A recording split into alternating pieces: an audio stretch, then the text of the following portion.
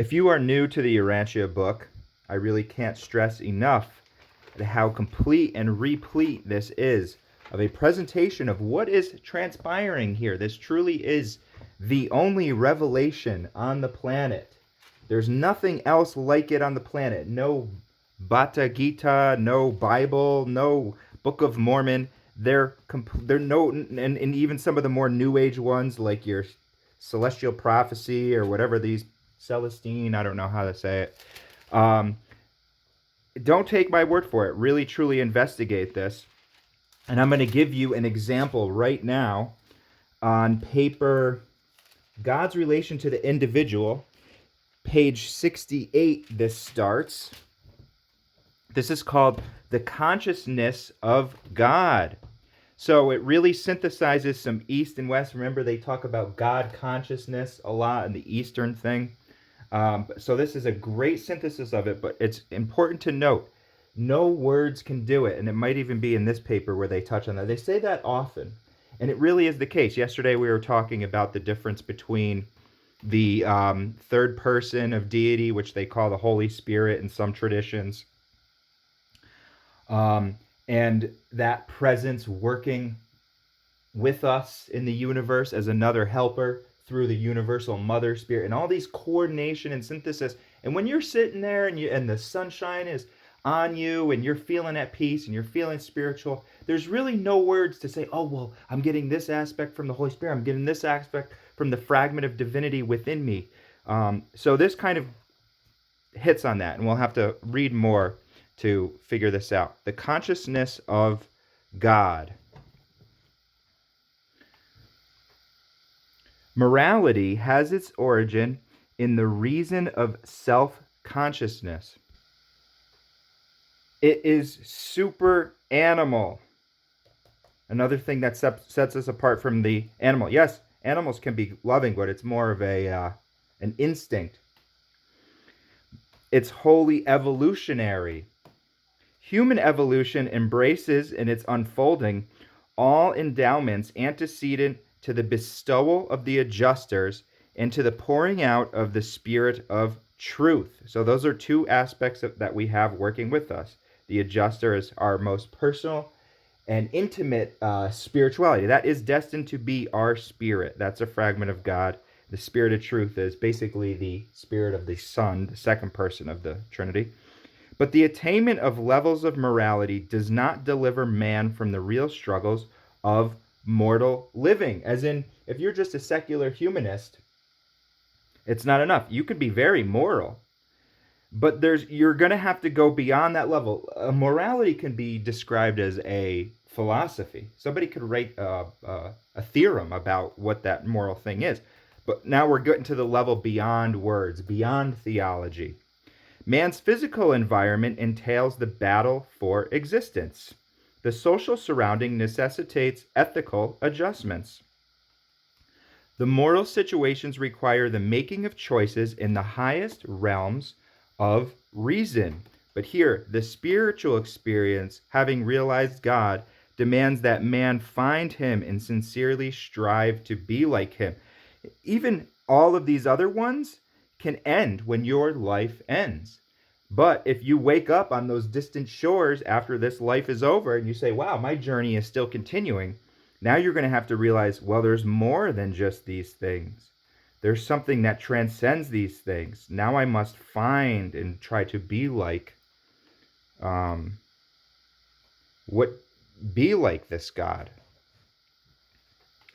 Think about it. God's sense of ethics must transcend human morality. I mean, there's vast different planets with vast different types of beings and governments, and religion is not grounded in the facts of science, the obligations of society, the assumptions of philosophy, or the implied duties of morality. Now, when they talk about religion, they're talking about like a true religious experience, They're not talking about any specific one of man's theologies. So that's the difference.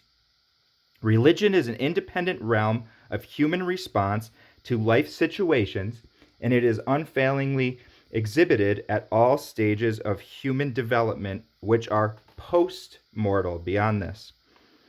Religion may permeate all four levels of the realization of values and the enjoyment of universe fellowship, the physical or material level of self-preservation, the social or emotional level of fellowship, the moral or duty level of reason, the spiritual level of consciousness of universe fellowship through divine worship. So they're saying they can permeate all of those different four levels. Self-preservation, that can be a religious type of intertwinement. We're talking about the intertwining of all these things, synthesizing all of these different aspects of our worldview. So if I'm doing self-preservation, I could be doing something like exercise, diet, lifestyle choices, and that could be part of your religion, and often it is. I mean, in the Indians, they're vegetarian. That's part of their. The fact-seeking scientist conceives of God as the first cause, even if he doesn't know what he's conceiving of, or she. A God of force. The emotional artist sees God as the ideal of beauty. The same thing. Somebody could be making ugly art, and it could even be like some heavy metal cover where there's zombies all ripped apart and blood and things like that. But they're actually still accessing some ideal of beauty. And when they have a change of heart and when they see the light, they're going to use those talents and abilities, which are divine, and do them for things that are more conducive to the light rather than demonstrating evil. So whether they know it or not, they're actually accessing, because they're still not trying to do their ideal. A God of aesthetics. The reasoning philosopher is sometimes inclined to posit a God of universal unity, even a pantheistic deity, and that's why Buddhism is a philosophy and not a religion. The religionist of faith believes in a God who fosters survival, the Father of heaven, the God of love. So now when you're accessing God in that capacity, as in a God of love, a Father in heaven, then you're hitting on true religion there. Individual to you and your relationship. Moral conduct is always an antecedent of evolved religion and a part of even revealed religion, but never the whole of religious experience. That's why there's a difference between your secular humanism and your religion, because you can be very moral and be secular, but you're going to find things that you're not able to solve without that partnership. It's going to run its dead end course. All of these philosophies, theologies, isms, everything is going to run its dead end course, because we're talking about living truth. Truth can't be living unless it's spiritual. There's no, what would it be? Like a magical creature sort of thing.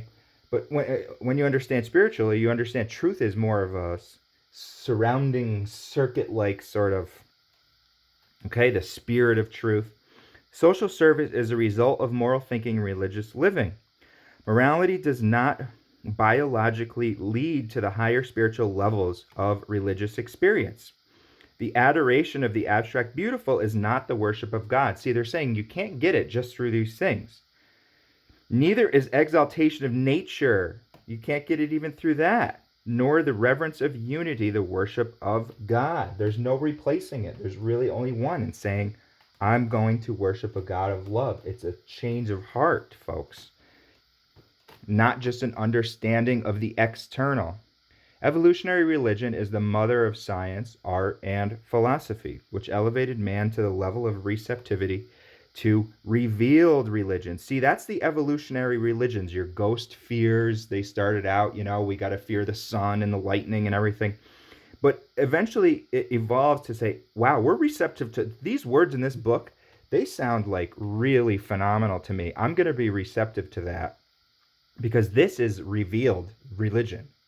It's not a religion, as in there's no, it's the reveal is that the religion's within you, including the bestowal. Because again, this book is just word symbols, folks. This isn't, in your spiritual moments when you're saying, oh yeah, it's all in harmony and everything, and I'm feeling spiritual and all this, cosmic and everything. It's not, you're not seeing visions of the Urantia book, and it's just beyond words. Okay, this is words.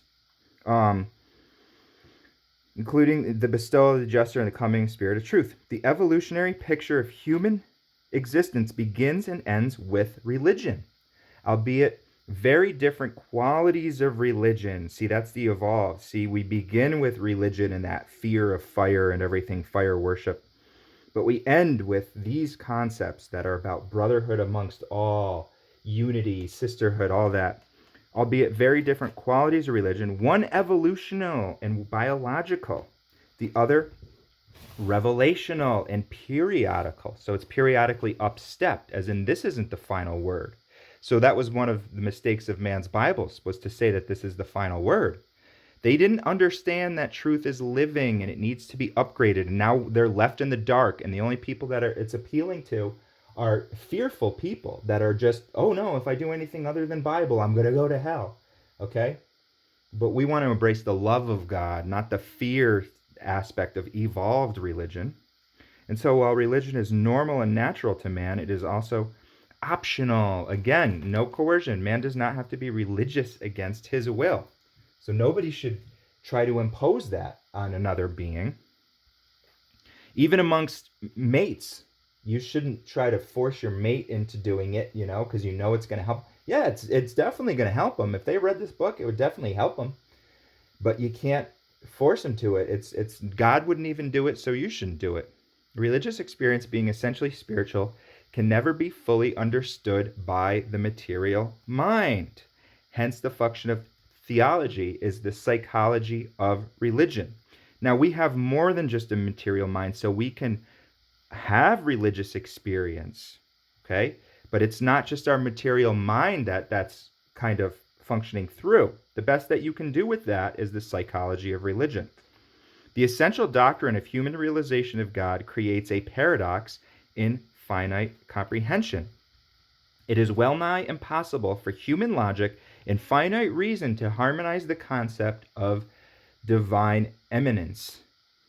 God within and a part of every individual, with the idea of God's transcendence, the divine domination of the universe of universes. So if you're ever in a debate and people are trying to say, hey, that's illogical, God is transcendent. Why would he be manifest here, on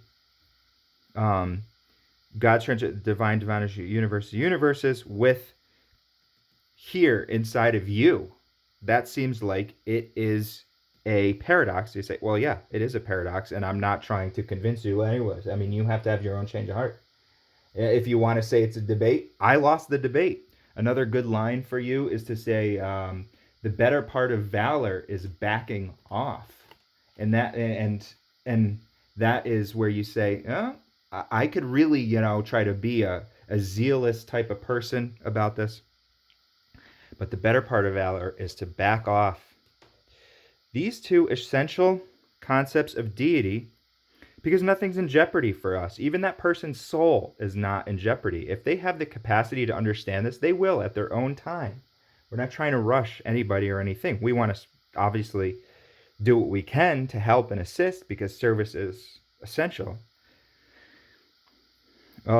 These two essential concepts of deity must be unified in the faith grasp of the concept of the transcendence of a personal God. See, they have to have their own faith.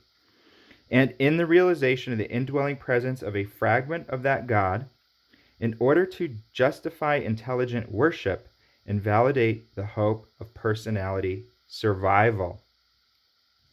The difficulties and paradoxes of religion are inherent in the fact that the realities of religion are utterly beyond the moral capacity for intellectual comprehension.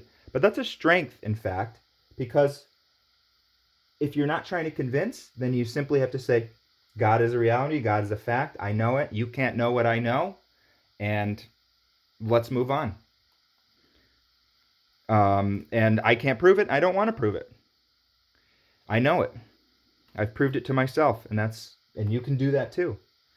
Mortal man secures three great satisfaction from religious experience, even in the days of his temporal sojourn on earth. What are they? One, intellectually, he acquires the satisfaction of a more unified human consciousness. And I have been growing in that experience day by day, year by year. And it's probably been, I don't know, 12, 15 years or so since I've had this book. But we're talking about eternity here, folks. I'm an infant, you're an infant. Even as, you could put this whole book in your head and still be an infant, because you're seeing how it just relates to all these different events in your life philosophically. And this is really where the book really shines. I mean, it shines in all of them. A much more substantiation of his ideals of moral values. Why is it like that? Why don't we want to just evolve AI machines? See, if somebody is just a pure materialist and they're just purely going for evolution, what's to say that evolution shouldn't jump between non-living things, which is human biology, into computer biology, and then they're to take over the world? Hey, it's evolution, right? What's so important about this cluster of atoms that's called a human life versus a cluster of atoms called a computer life? If you're just a materialist, what's the difference? So that's where the spirit, philosophically, materialism doesn't hold up philosophically, because it's so counter to every single one of our experiences here. Spiritually, he thrives in the experience of divine companionship, because we know that internally, that it's a human life. Obviously, if you look at a baby and compared to a computer, you're obviously going to want to protect the baby more. And, people have to do all sorts of mental gymnastics and say, that's just because it's your species, blah, blah, blah. And there's all these weirdos out there. Well, no, I shouldn't say weirdos. That might be lost souls out there, and they have billions of dollars, and they're trying to usher in this age where not all of them, some of them still understand the importance of human, but some of them really do have the ideology. It doesn't matter if machines take over humans. And they're just so whacked. And, whatever. It doesn't matter. It doesn't matter because nothing's in jeopardy. Nothing's lost or wasted. And we'll just have to see how it plays out over the next 1,000 years. Spiritually, he thrives in the experience of divine companionship, in the spiritual satisfaction of true worship. So there's no replacing that. There's no theology, anything. God consciousness, as it is experienced by an evolving mortal of the realms, must consist of three varying factors, three differential levels of reality realization. There is the first, the mind consciousness, the comprehension of the idea of God. Then follows the soul consciousness, the realization of the ideal of God. Last dawns the spirit consciousness, the realization of the spirit reality of God. By the unification of these factors of the divine realization, no matter how incomplete, folks, and that's okay, the mortal personality at all times overspreads all conscious levels with the realization of the personality of God. In those mortals who have attained the core of the finality, now that's not incomplete, that's complete, because that's the finality, that's after world after world, life after life, in the progression, the evolution, not redoing, rehash, reincarnating, ascending world after world, attaining the core of finality. All this will in time lead to the realization of the supremacy of God. And we learned about the they're just different facets and aspects of God, and may subsequently eventuate in the realization of the ultimacy of God, some phase of the absonite superconsciousness of the Paradise Father. So they're saying even there's realizations to be had, because we're literally talking about unending eternity, and that's an eternity of joy. So there's always going to be realizations to be had.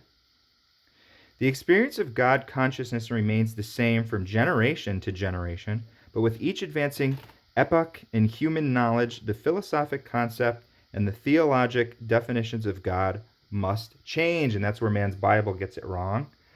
Or a lot of the religions, they're all crystallized. So, not all of them. Some of them are more open and thing, but God knowingness, religious consciousness, is a universe reality. But no matter how valid, real, religious experience is, it must be willing to subject itself to intelligent criticism So somebody should be able to poke holes. If I'm to say that God is a faith fact, you can't punch a hole in that unless, if you have that faith, if you go about embarking on a change of heart and accepting faith, then you're going to realize the same fact without a doubt 100% of the time. If you haven't, you can't punch a hole in it because you've never tried it. You've never done it. And so if somebody's trying to criticize that and say, oh, well, faith that, you can't write that down on a piece of paper. And I say, no, you can't. You have to do it for yourself. But there's other aspects that one would criticize. Okay, so for instance, let's look at this concept in the Bible, like God,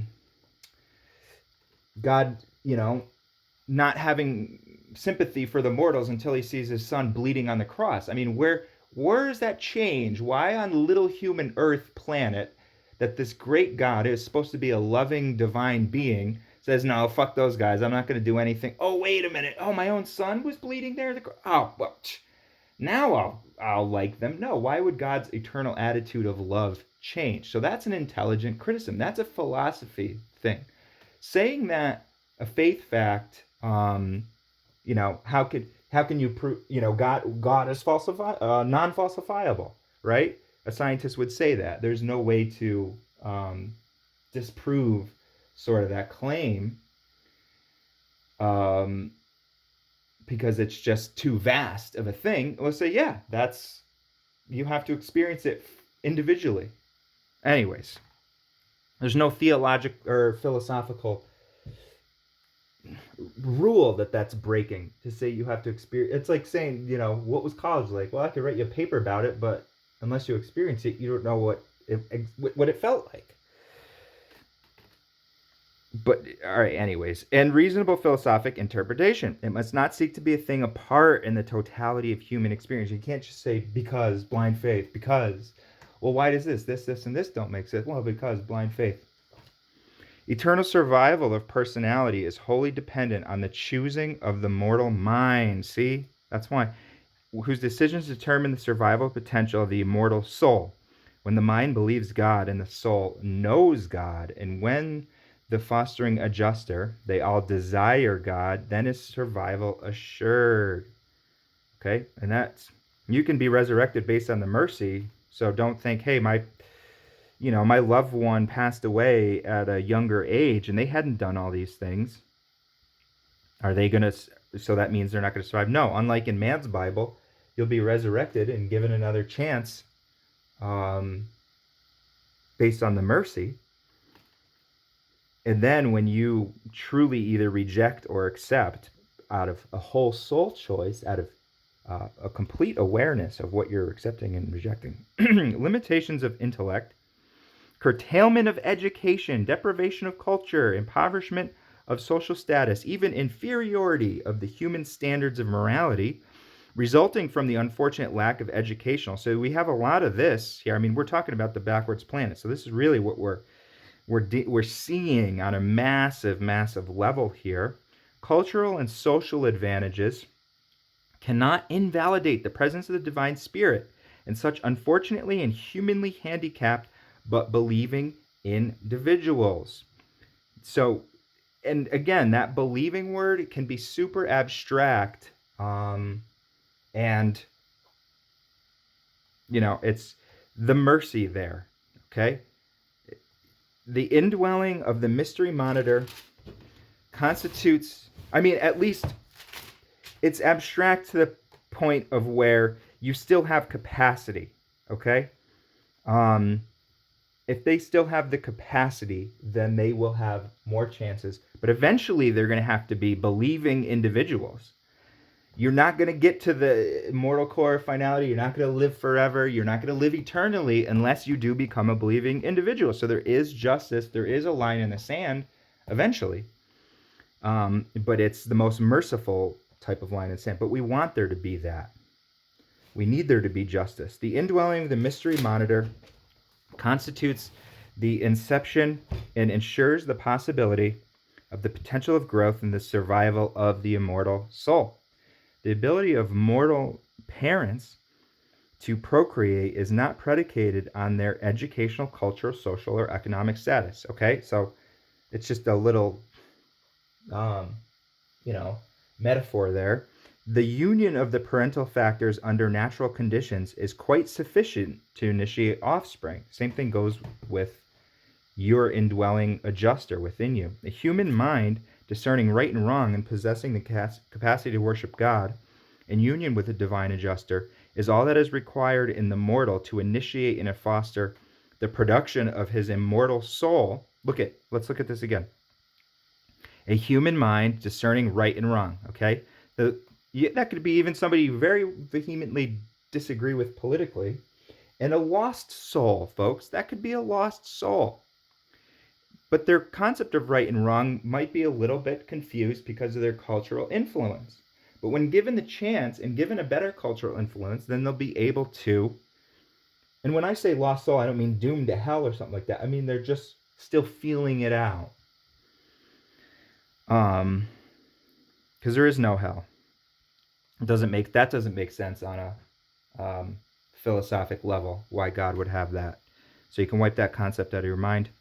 The capacity to worship God in union with the divine adjuster, which all normal minds are given, is all that is required in that mortal to initiate and foster the production of his immortal soul of survival qualities. If such a spirit-endowed individual seeks God and sincerely desires to become like him, honestly elects to do the will of the Father in heaven. And if you have an issue for that, if you hear that and you have an issue with that, you need to do some soul searching, because this is the way forward into eternity. Honestly elects to do the will of the Father in heaven. And if not, then you might have an abstract concept of it. You have to be very clear about saying, hey, I have a problem with that. Is that just because of the word Father? I had somebody recently, text me or, comment about that. Say, I don't like that word. I prefer the universe or whatever. Okay, that's fine. Then as long as you're doing the will of the, universe God, whatever you want to call it, in heaven, then you're fine. Okay? It's not the word symbol thing. It's the concept that there's a creator personality and that we're striving to be more like that creator personality. You can't strive to be more like an energy sort of thing. Here, folks, we're dealing with life here. We're dealing with having to pay the bills, having to go out. If I was to say I want to strive to be more like the God of pantheism or some abstract concept of oneness sort of thing, you're not a personality at that point. You can't strive to be that. Okay, that is just it can be helpful in you, but you're going to have to relate to persons eventually, and you do that as a personality. So this will cover all your bases. You're striving to be like the ultimate personality in the universe, loving, caring, understanding, philosophically sound, truthful, all those great qualities, making good decisions, and then that is really how it's done, and that will carry us through. But notwithstanding that, there's all those other aspects are, God, the absolute, deity absolute, the unqualified absolute. There are those other aspects, but you don't strive to be like now I would equate this is the last thing I'll say, and then we'll call it for the day, but I equate God the absolute to be more like the concept of Buddhism, and this and that. And they're very, very spiritually aware. So this isn't, in fact, I've heard this quote, the Eastern is far superior to the Western spiritually. And, because they're using it to start to adjust their lifestyle. But they're hitting on the unqualified absolute and these other various levels. And they're real and actual levels. But one can't strive to become, all right, it says become like him. One can't strive to become like the unqualified absolute. It is a non-personal aspect of deity. You're still going to have to relate. I mean, you would have to become so flighty and go into the cave and eat, nothing, and meditate for 8 years and not deal with humans, and not have children and this and that, to try to trick yourself to do the mental gymnastics to thinking that you're becoming more like the unqualified absolute. And in that state, they're given a glimpse of it because they are sincere, earnest seekers and things like that. That's why they come out of the cave and say, hey, there's this really profound spiritual truth out there. But if you want to make it more relatable to now, you can experience the God consciousness and still have your life and still be you and still have fun and still go to the game and this and that, because that's what personalities do. They associate and stuff. All right, folks. Well, that was a good read. Hope you enjoyed it. Let me know if you have any questions or comments. Take care, and we'll see you next time.